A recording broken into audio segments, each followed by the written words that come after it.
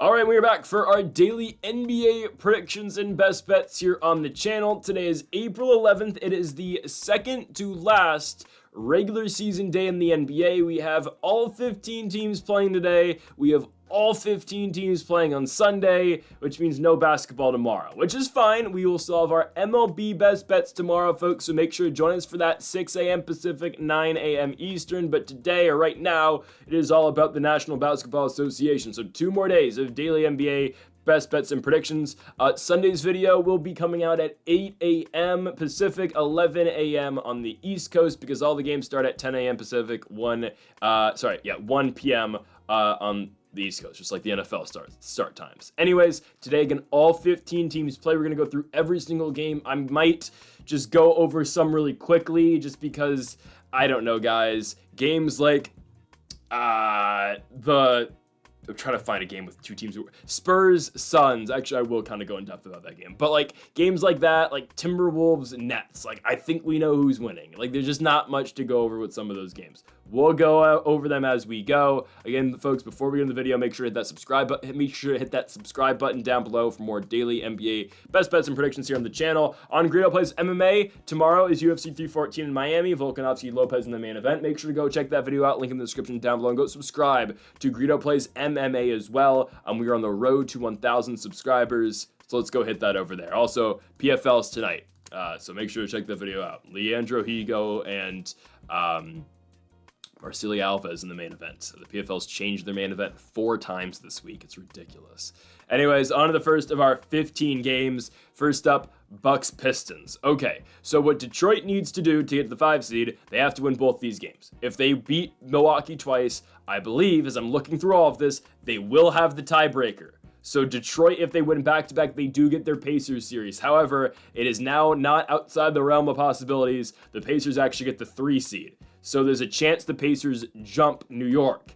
Personally, I don't want that to happen. I want the Pacers to get the Cavaliers in the second round. We'll see. I'm hoping if the Knicks win 1 game, they're good. So we'll see. And New York is favored by a lot today. So we'll get to that in a little bit. But regardless, Pistons Bucks, I think Detroit wins, and I think they cover the 5.5 points. They're at home. Both these teams coming off the second nights of a back-to-back. The Bucks have won, 6 straight games, but they beat the Pelicans. The Timberwolves choked. Pelicans, Heat, Sixers, Suns. Other than Minnesota, that isn't that big of a winning streak, okay? Those are teams, if you're a playoff team, you're supposed to beat. I'm still not sold on Milwaukee. They're not a competent team going into the playoffs. We'll see what happens with Damian Lillard. The latest update yesterday on Dame was that he's able to participate in shooting drills and light running. So will Dame be back for the playoffs or not? I do not know, because that really changes how, if you're in Indiana, you much rather than play Detroit if Dame is playing, I think, even though I think the Pacers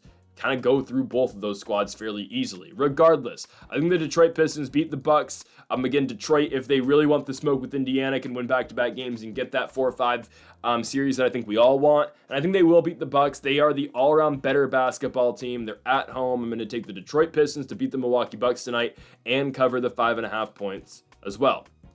We go on to our second game of the night. We go to the aforementioned Indiana Pacers as they host the Orlando Magic. The Magic have literally nothing to play for.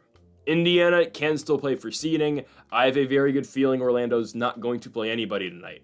I have not seen Paolo Banchero, Franz Wagner, and company on the injury report in a very long time. They are all on the injury report right now. So let's go over it. Paolo Banchero, questionable with an ankle injury. KCP, who has not been on the injury report all year long, is questionable with a knee injury. Franz Wagner, questionable due to right knee soreness. Corey Joseph, questionable. Wendell Carter Jr., questionable. I've not seen Wendell Carter on the injury report all year long.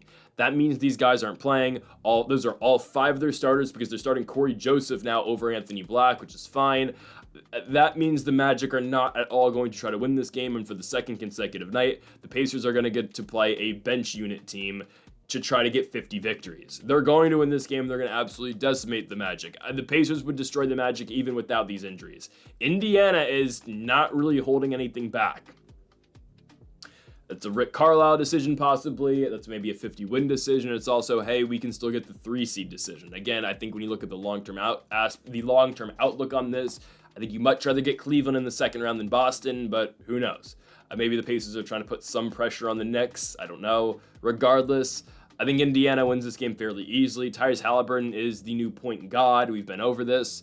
The Pacers have no injuries tonight, and they are chasing those 50 victories, and they should be able to destroy the Magic, who I don't think are going to be playing any of their starters, and instead we're going to look at a starting lineup tonight for Orlando as Anthony Black, Cole Anthony, Gary Harris, Jonathan Isaac, and Goga Bitadze. Yeah, Pacers by a lot. I understand they were very underwhelming last night, right? I mean, they were supposed to run right through the Cavaliers, and that game went to the wire. Hell, Cleveland had a shot at the end to tie the game and send it into overtime, and if it wasn't for a missed free throw, potentially that game would have gone to overtime. Who knows? But Indiana, I think they're going to be able to get it going, right? It's just they played what the Pacers can't do in the playoffs, and this is what they did yesterday against the Cavs at home. They played down to the Cavaliers level, obviously the second unit Cavaliers level, third unit Cavaliers unit. They can't do that in the playoffs, and I think they're going to learn their lesson. Indiana, for what it's worth, I know it's kind of a Mickey Mouse win streak like the Bucks is, but they are in a 6-game win streak. They will make it 7 by beating the Magic tonight and covering the 7.5 points. We move on to our third best bet of the video. Let's go to Philadelphia, Pennsylvania for the Philadelphia 76ers and the Atlanta Hawks. Give me the Hawks and the points. I don't care they're on a second night of a back-to-back. I remain adamant on the fact the 76ers are horrible. I understand they're coming off a win over the Washington Wizards. That doesn't mean anything. It doesn't. It does not mean a damn thing. They were led in scoring by it was Dowden, right? Yeah. So for reference here, this team has 1 million guys on their roster now because of all the injuries that they have. They brought up Jeff Doughton, who is a third year man at Rhode Island. He's been up and down the G League for a while. What are they, the Blue Coats, I think? I don't know. Anyways, he comes off the G League, hasn't played, in the NBA for weeks. Comes in there, scores 30 points, leads them in scoring in the Wizards game, plays 29 minutes. I mean, Jeff Doughton, again, not a bad basketball player, but it's just this is what's going on with the 76ers. They're not good. They have 1 million injuries. Quentin Grimes is questionable now. Yeah, the Hawks will destroy this team. I don't care the Hawks are on a second night of a back-to-back. Atlanta actually is playing for a lot here. With a win tonight, the Atlanta Hawks will clinch the 8 seed.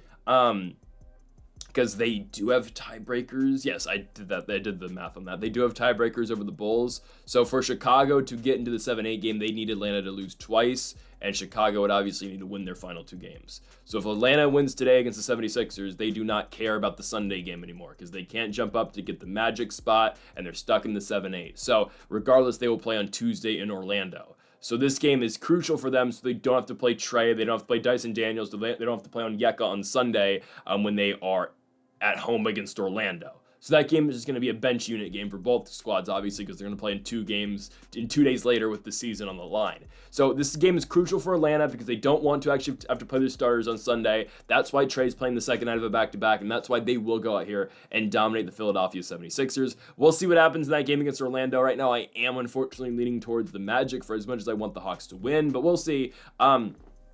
Again, I keep wanting to bring up Zachary Grissett. I think the guy is such a phenomenal basketball player. I mean, people were calling this guy the worst number 1 overall pick in years, and it's just the guy's 18. He scores 38 points yesterday against the Brooklyn Nets. Okongwu's really come on as of late, and Trae Young is continuing to do his thing. Double-digit assists every single night. I like the Hawks. I really do. I think they go into Philadelphia and dominate this lowly 76ers team. Atlanta picks up the victory and clinches their spot into the 7-8 play-in on Tuesday night in Orlando, Florida. We go on now to our fourth game of the day, where we have the minus 4,000 favorites, the Boston Celtics, as they host the Charlotte Hornets. These two teams are going to be playing back-to-back nights, back-to-back games. They'll be both playing on Sunday against each other. Give me Boston to win. I will take Charlotte on the spread just because I don't know who the Celtics are playing tonight.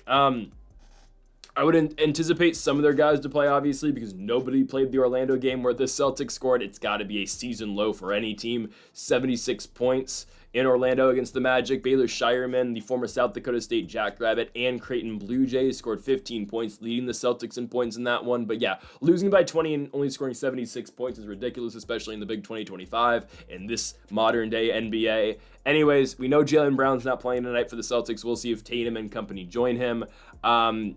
I don't know. Guys, don't bet on this game. That's the main advice I'll give you. Hesitantly, I'm going Charlotte plus 19.5 just because I know Miles Bridges is out and Josh Green's out as well, but I feel like, I don't know. I don't think Boston's going to take them all that seriously.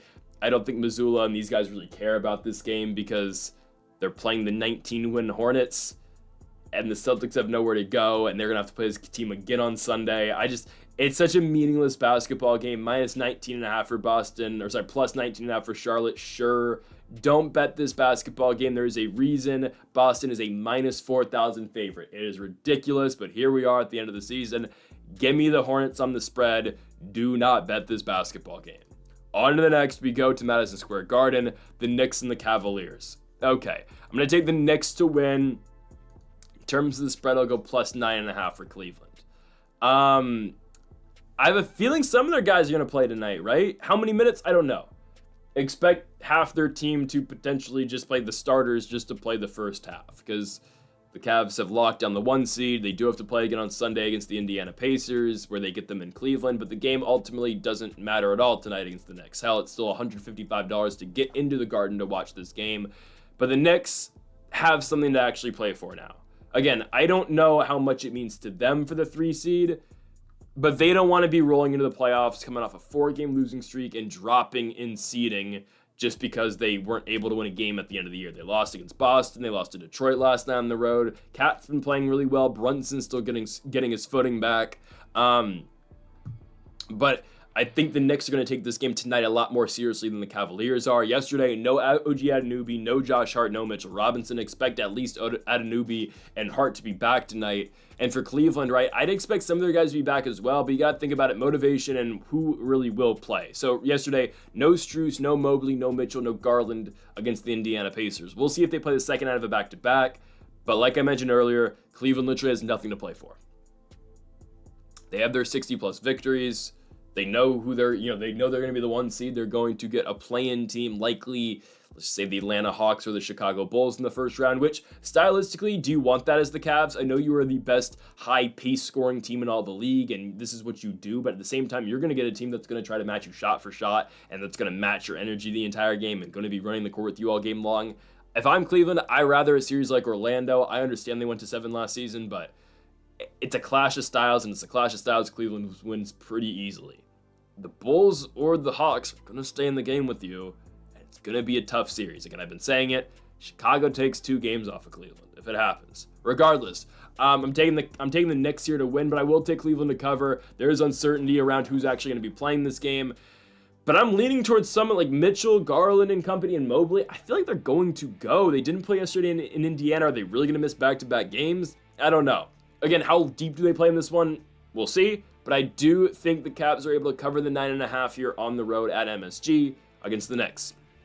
Next up, we go to the Chicago Bulls at the United Center hosting the Washington Wizards. Give me Chicago on the spread, minus 16.5. The Bulls by however many they want it by. Because the Wizards just lost by 19 points to Jeff Doughton and the Philadelphia 76ers.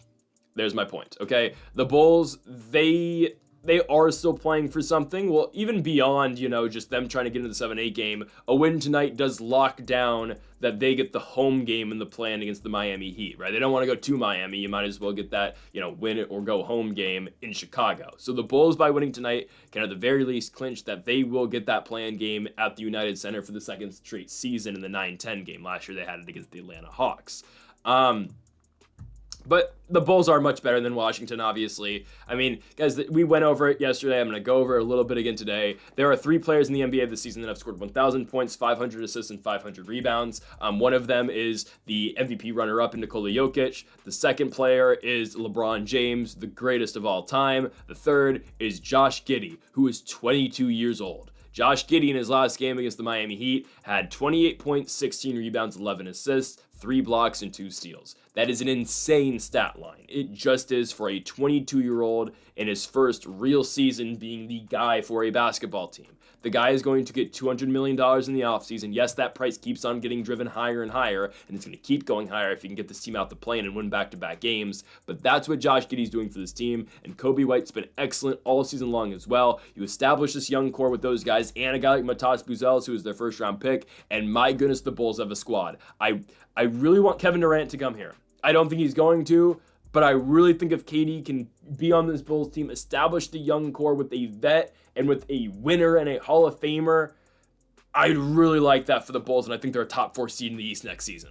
with Giddey, White, Buzelis, KD, I guess Vucevic will have to start, but still, it's a 50-win team. I'm serious. It's a 50-win team.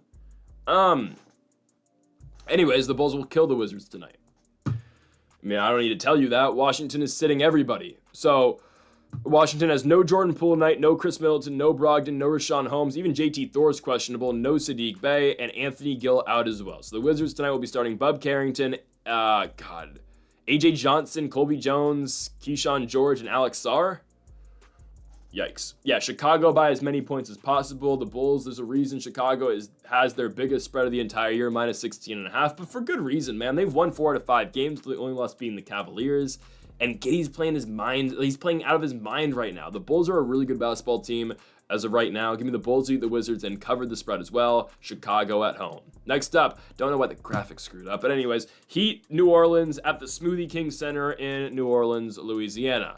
I'm taking the Pelicans to get blown out in this game. Miami, you just got to look at the situational spot here. The Pelicans just played last night and got blown out. And now they might not play half their team again, right? Last night, no Alvarado, no Bruce Brown, no Evius Missy, no Kelly Olynyk. This is not a situation like the Cleveland Cavaliers where we're looking at, okay, Mitchell, Mobley, and Garland aren't playing because they're resting them from the playoffs, but they probably don't want them to be too cold, so they'll probably play one of the games off the back-to-back. No, the Pelicans have no playoffs to look forward to. They know their season's over. They know they suck. So they don't care. They're going to try to lose. They want the young guys to play. So maybe this Missy will go the second night of a back-to-back. But the vets like Bruce Brown, Jose Alvarado, and Kelly Olynyk probably not playing tonight. So the Pels will continue to just tank away the rest of the season. There's 2 games left. They are just dying for it to be over. And for the Miami Heat, they want the season to be over as well. It's been a nightmare with the Jimmy Butler situation, but you have to play the plan. So they have to actually manage things, and they have to try to win some games. But my goodness, they have a bunch of injuries tonight. Tyler Hero is playing. He's probable with a right thigh contusion. What is going on with Kevin Love? Every day he's out with a personal issue. Is that dude good? I don't know. Alec Burks probable. Jovic still out. All right, I'm taking Miami to run right through the Pelicans. I don't have much to say about this game other than the Pelicans aren't very good, and Miami at their best can blow you out. The Pels last night, they can blow out a team like the Pelicans. The Pelicans last night lost by 25 points against the Milwaukee Bucks, and their leading scorer, guys, was Lester Quinones, the second-year man out of Memphis. Oh. Miami wins this game and they destroy the New Orleans Pelicans. A lot of huge spreads for a reason, but yeah, the Miami Heat tonight I think are going to cover the 12.5 points. The Heat are minus 900. Wow. Let's go to Dallas. Mavericks and Raptors. Now, this point I'm going to make right here isn't going to completely agree with the pick I'm making tonight. I think the Memphis Grizzlies will lose to the Dallas Mavericks in the play-in. After watching the Grizz last night, I think if they lose their first play-in game to the Golden State Warriors, I think they're going to lose back-to-back to the Mavericks. Now, we'll get to that when we get there. I think the Mavericks easily take care of the Kings in Sacramento, I'm going to be honest. Anyways, I am taking the Raptors to cover against the Mavericks tonight, though. Okay, in a must-win game, I feel a lot better about the Mavs. I feel like AD is going to have to kind of show up in a must-win game. I believe so. In this game, the Mavs really don't care. They're going to be kind of lackluster in this one. Yeah, they'll win. I think the Raptors kind of keep it close. So the Raps are not playing RJ Barrett. Jacoby Walters out as well. We know Brandon Ingram was officially shut down for the entire season on Wednesday. Like, we hadn't known that. Like, he got traded, and they kept saying, oh, maybe he's going to be back. And then with a week left to go, they said, oh, Brandon Ingram, Brandon Ingram is, he's ramping things up. And then he gets ruled out, like, obviously. And then, obviously, no more dick for the Raptors. They're not getting dick for the rest of the season. But I like this Raptors second unit. I do. Scotty Barnes is the only starter who's actually playing, and I like Scotty, former All-Star. Jamal Shed, how much we like the former Houston Cougar. OG Abaji can hoop. Jonathan Mobo. This team can stay competitive. They can. And I don't trust Dallas to be anybody by double digits right now. 80 is probable for this game, so he will play. But you look at the Mavericks, man, 3 straight losses, Clippers, Lakers. Even their win over the Hawks was a 2-point victory. The win over the Bulls was a 1-point game on the road. When they won in Orlando, it was by 9. Guys, this team hasn't covered this line since the Brooklyn Nets victory 8 games ago at the Barclays Center. They don't cover 9.5 points a lot because, again, the Mavs aren't very good and they would need to win this game by double digits. I don't like it at all. They've covered this line once in the last month. And I get it. We're down this stretch. The Raptors really aren't trying to win. but I still think they're able to cover this. The Mavs just aren't that good. Najee Marshall really impressed me a lot in that Lakers game. He can hoop, but nah, I'm taking the Raptors plus 9.5. We're going to take the dogs here on the road. I think this line's moved, actually. It's plus 10.5. Oh, excuse me. I said the graphic wrong. Or sorry, I just thought the graphic said 9.5. It's 10.5. Even better. They're not going to cover this. Give me Toronto here on the road to cover the plus 10.5 against the Mavs. Next up, we go to Minnesota. This is one of the games I said I probably wasn't going to talk about much. Because, all right, yeah, the Timberwolves looked really good last night, right? So that 53-point third quarter on 82% shooting, insane third quarter for the Timberwolves. It was looking like, all right, maybe Memphis was going to get them. The Grizz had a huge second quarter, but the Timberwolves said, nope. 44 points by Ant. They did not look back after the 52-point third quarter. Crazy stuff at the Minnesota Timberwolves. Tonight they get the Brooklyn Nets. So, great. They're 18.5-point favorites at home for a reason. I get it. That game against the Bucks was atrocious where they blew the near 30-point lead to Bobby Portis of all guys. But yeah, the Timberwolves should be able to beat Brooklyn. The Nets are, about 30 games under 500. I believe they're going to shut down Cameron Johnson for the rest of the season. D'Lo's out as well. So tonight they're starting Keon Johnson, Derek Whitehead again, Zaire Williams, Trendon Watford, and Nick Claxton. This team got dominated last night by the Hawks. The Hawks got off to a really hot start and really never gave the lead back. Drew Timmy's playing a lot of minutes, right? The man out of Gonzaga. Yeah, the Nets are just done. They want the season to be over. Minnesota's trying to make a statement here, and obviously, right, with the Western Conference playoff picture, every game matters. It just does. Hell, they have the same record right now as the Warriors and the Grizz. They're all 47-33, and the Nuggets and the Clippers are both 48-32. So all these games matter. You can end up anywhere from 4 to 8 right now. Really, the only three that are locked in are basically Thunder, Rockets, Lakers. We'll get to the Lakers and their scenarios in a little bit at the end of the video. But anyways, Minnesota's trying to win. They're going to put belt to ass here to the Nets. Ant knows how big, the magnitude of the game. I'm taking the Timberwolves to win this game at home and cover. Next up, we go to, this is wrong. Minus 17.5. The graphic is wrong. Next up, Denver, Colorado, Nuggets and Grizzlies. We're taking the Nuggets to cover. I think the Grizzlies are done. I think they're done. Okay, I put hope into them last night. I really did. I think Ja Morant played a really good basketball game, by the way, right? I think that's something that's not going to be talked about. Ja played a really phenomenal game. He was hitting on most of the mid-range shots he was taking. He was really good from beyond the arc that game. It sucks. You play a decent first half, and the Timberwolves come out shooting lights out in the second half. That's just one of the games that sink you for the rest of the season. It just does. That is a season-altering loss. Because, yes, Memphis the entire season was teetering on that. After the Taylor Jenkins firing, they were teetering on the play-in. But that's the game that kind of solidifies them as a play-in team. They could go to Denver and win, and they could beat the Mavs, and then they'd be back in to the playoffs. I don't think they do that. I don't think they're going to Denver and winning. Just the state of this team, they're not going to. These are the two dysfunctional teams, right? I mean, both the teams that fired their head coaches weeks, and well, in the Nuggets case, a week before the playoffs, and Mike Malone and Taylor Jenkins. Denver won their game against Sacramento. I know before the Mike Malone trade, they were one of the lowest, not percentage-wise, but they shot some of the least amount of threes in the entire league. They shot a lot more in that Kings game, at least. Again, I haven't compared the stats, but just watching that game, it felt like the Nuggets were taking a lot more shots. I mean, they had that sequence where I think it was Watson shot 3 straight threes on 3 straight possessions and hit all 3 of them for Denver, right? So I think their new style of play, they are going to shoot a little bit more threes, which they probably should, just because the modern age of basketball now. And that's what you have to do to be successful, obviously. But I think they're going to beat Memphis tonight. The Grizzlies aren't on their level, let's just be honest. And we said it earlier. That is a season-altering type loss because that's the game that kind of does sink you.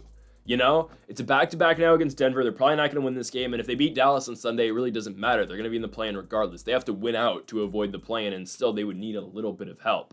You go from being the 2 and 3 seed all year long to all of a sudden you fall off towards the end of the season in March and then in April. And now you're going to be in a position where you need to win to even get into the dance. And I think if they lose that play-in game on the road to likely Golden State, I think it continues to spiral for them. And I think then, okay, you get a home game, but then here comes AD and the Mavericks coming off a victory, feeling good after their win in Sacramento. I think they go on the road and beat Memphis again. I don't know. I'm not still in the Grizzlies right now. You played that hard-fought game yesterday, but you lose it at home, and now you got to go on the road to Denver. The Nuggets are playing for a lot. This is not one of these games where nobody's going to play. Jamal Murray is still injured, but that's a legit injury, and we don't know if Jamal's going to be even back for the playoffs. I get there's a week break, basically, while we wait for the play-in, but again, what we heard from Michael Malone prior to his firing was, I don't know how healthy Jamal Murray truly is. We're hoping we can get him back for the playoffs, but will we? That was still up in the air. I like Denver to blow out Memphis tonight, though. Nuggets on a night of rest. Grizzlies on a second night of a back-to-back. Yeah, blowout. Denver takes care of business and really solidifies the Grizz as a play-in team, and the road play-in team at that. Yikes. Unless something goes on in Portland, we'll get to that later. Anyways, we go to Utah, Jazz, Thunder. Okay, this is a game with literally zero meaning. I will go over this and I'll try under 120 seconds. The Thunder are 66-14. They are looking for their 68 wins. They will get those 68 wins. They have the Jazz and Pelicans on the road in back-to-back games. They will win those 2 basketball games. The Thunder are playing literally nobody tonight. Maybe expect them to play their guys on Sunday as Shea's final push for the MVP, but he's averaging 33 points a night. There's really not much else the guy can do. The Thunder tonight are resting J-Dub, Kaysen Wallace, Dieng, Hartenstein, Dort, Caruso, Holmgren, and SGA. In previous games, they've rested SGA, but they'll still play Chet, they'll still play J-Dub sometimes. There's resting Caruso tonight. It's just the starting lineup tonight for this team will be Isaiah Joe, Aaron Wiggins, Kenrich Williams, J-Dub, other J-Dub, and what? Brandon Carlson might start. They're going to wave the white flag in this game. I still think they beat Utah, and I actually still think they cover the 11 points. I think this game is going to go to show, and it's just going to show you how deep the Thunder truly are. And by the way, the Jazz have a bunch of injuries too. But this game will just show you how deep OKC is. And sure, this is the case for, why Jokic is the MVP. Don't get me started, right? The difference between that, Jokic takes that team from being horrible to a mid-playoff team. SGA takes the Thunder from being a good team to one of the greatest regular season teams of all time. That's why SGA is the MVP. Anyways, guys, this is a performance game for Isaiah Joe, Aaron Wiggins, Jalen Williams, Arkansas Jalen Williams, who we know can produce triple-doubles when his guys are on the court. That's how deep this OKC team, that's how loaded they are with their young core. And by the way, guys, they might get a top 10 pick in the draft if Philly's, pick lands the right way in the lottery. Yeah. And if they don't get that top 6 pick this year, well, they just get it unprotected next year, because this is the protection rights work, if I'm not mistaken. So, yeah, the Thunder are loaded for years. They have 1 million picks because of the SGA trade. Guys, the Clippers traded Paul George and what? They got Paul George and sent off SGA and 10 picks.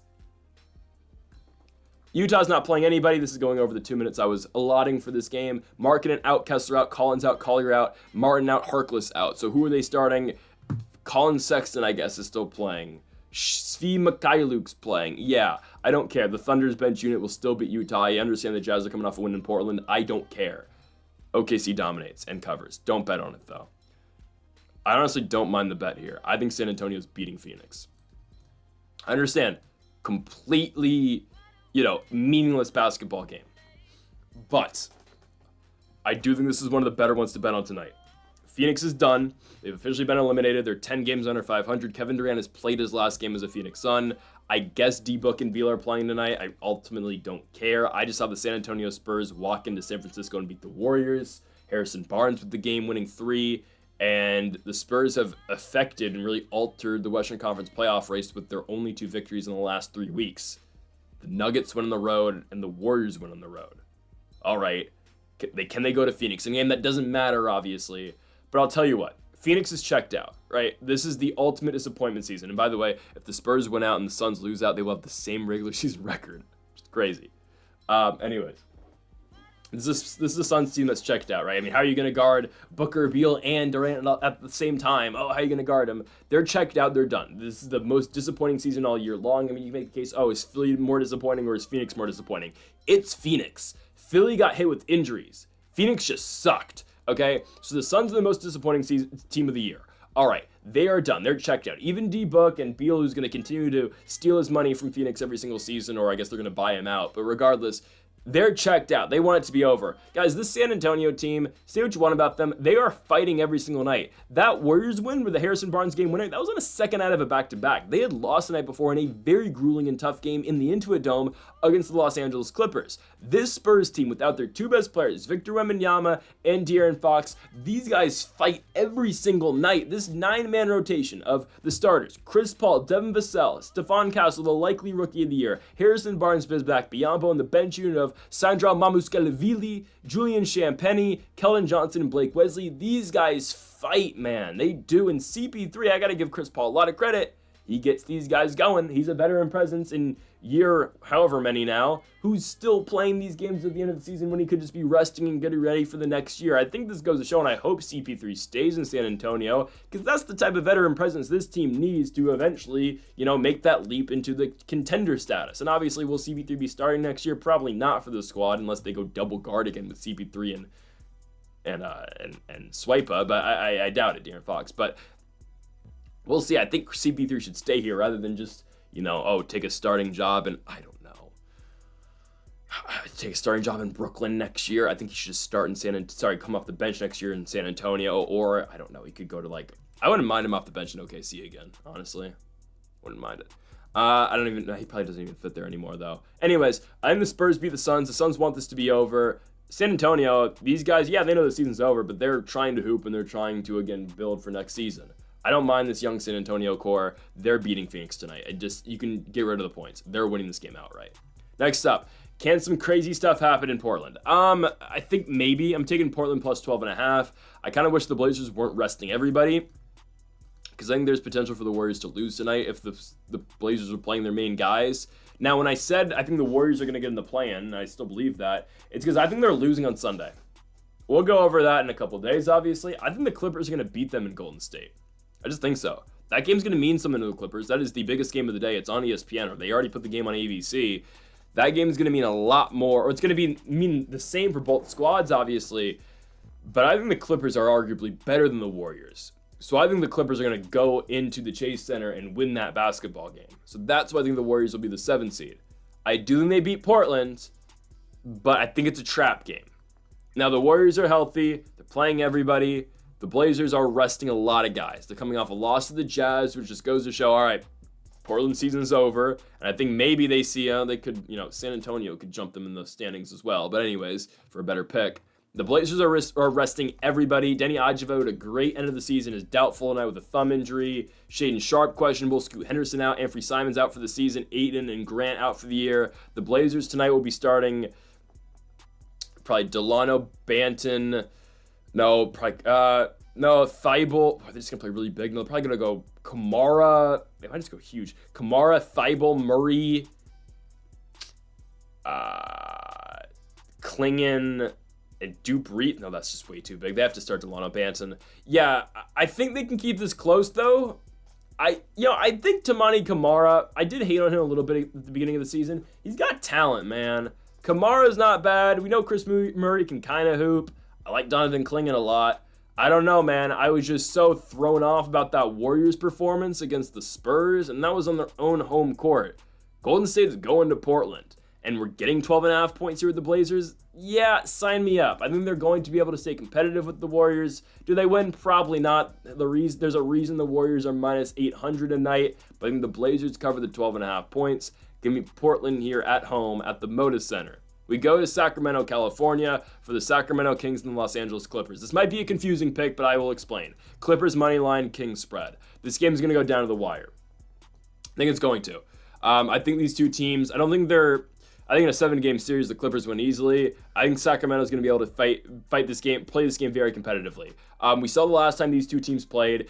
The Kings got robbed. Don't get me wrong. They got rid of 3 free throws for DeMar DeRozan down the stretch, and Kawhi Leonard hit the game winner. But that was a game that went right down to the wire in the Intuit Dome. And yes, the Clippers have won every game against Sacramento this season. They're 3-0 in the season series. But that last game was so competitive. And that game was in Los Angeles. You know that game's got to be somewhat on the mind of the Kings going into this one. I think they're going to play Los Angeles very close. Yes, this game means a lot for both teams. Sacramento, if they win tonight, can clinch the home play-in game in the 9-10. And for the Los Angeles Clippers, they are obviously trying to remain, the 4 or the 5 seed in the Western Conference playoffs. So I think this game's going to be really close. I think they are fairly evenly matched. Again, in a 7-game series, the Clippers win this easy. But in a 1-game spot in Sacramento, yeah, I think the Kings are able to play them fairly close. Sacramento was on a 3-game winning streak prior to that Nuggets loss, beating the Hornets, beating the Cavaliers, and beating the Pistons, all of which were on the road against these 3 Eastern Conference teams. And Sacramento, I think, should be able to be high-scoring enough to stay in this game with the Clippers. Again, I think the Clippers win it, but plus 6.5, I do think this is a game that will come down to one of the final shots.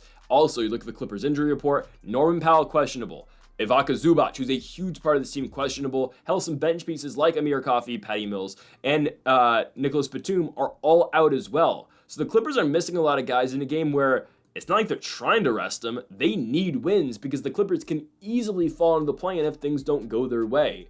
I think they win this one because Harden and Kawhi are playing.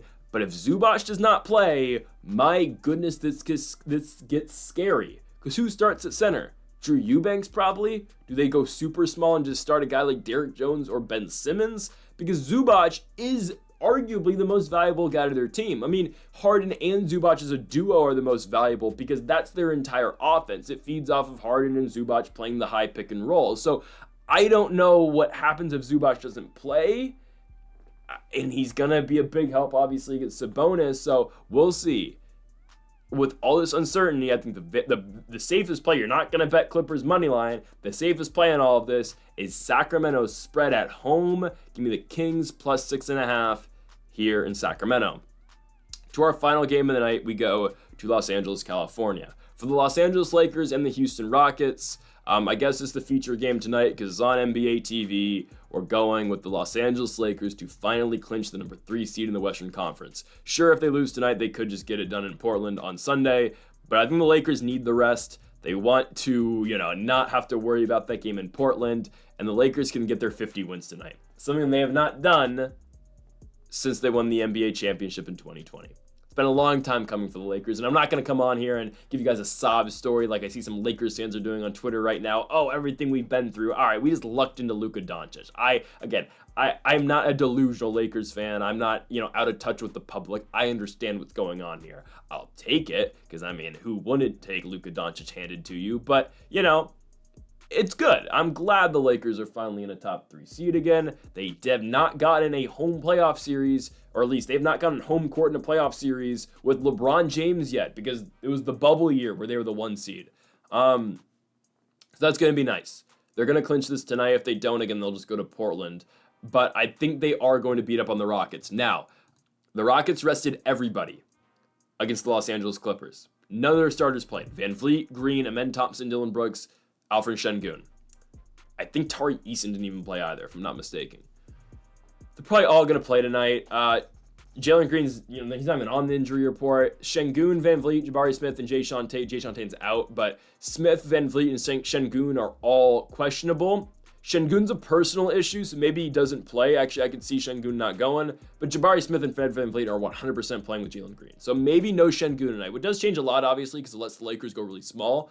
And they don't have to play Jackson Hayes all that much, which, by the way, JJ hasn't been doing just in general, even with teams with bigs. Like, we're playing against AD and Derek Lively, and we got LeBron and DFS on them. Sure, it works sometimes in Vando, but it's like, can we use Jackson Hayes a little bit more? Anyways,